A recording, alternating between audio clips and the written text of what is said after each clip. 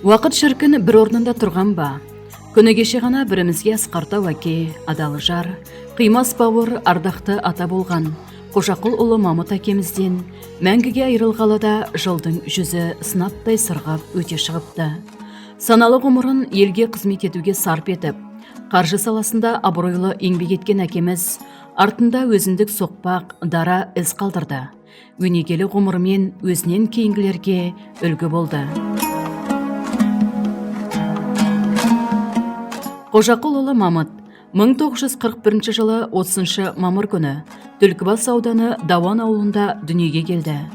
Балдай тәтті балалық шағы сұрапыл соғыс жылдарымен, қиын-қыстау шақпен тұспа-тұс келсе де, білімге құмар жас талапкер 1975 жылы Алматы қаласындағы Халық шаруашылығы институтының экономист мамандығын алып шығады.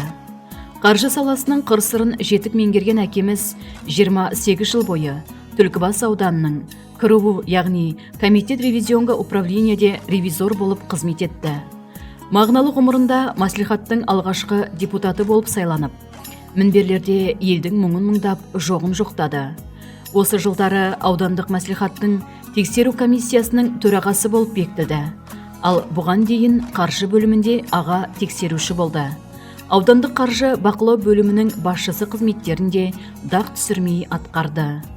Аудан әкімдігінде ашылған шағын несие үкіметтік емес қоғамдық қорының төрағасы болып 6 жыл қызмет етті.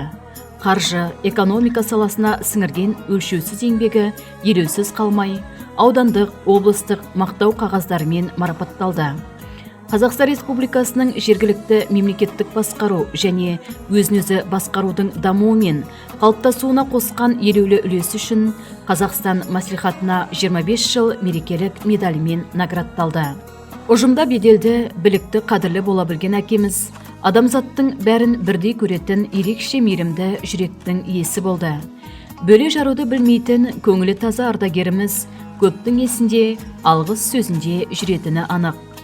Кіндігінен өрбіген 5 перзентін анамыз екеуі темірдей тәртіптің шеңберінен шығармай, саналы тәлім тәрбие беріп ержеткізді. Бәрінің жоғары білім алуына ықпал жасады. Ұлдарын ұяға, қыздарын қияға қондырып, 17 немере сүйіп, бір әулеттің қазыналы қарты батагой қариясы болып жүруші еді.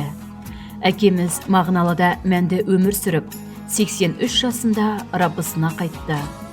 Жатқан жері жайлы, топырағы торқа, жаны жәннетті болсын деп дұға тілек арнаймыз. Нұрлы бейнесін жүректерде сақтаймыз.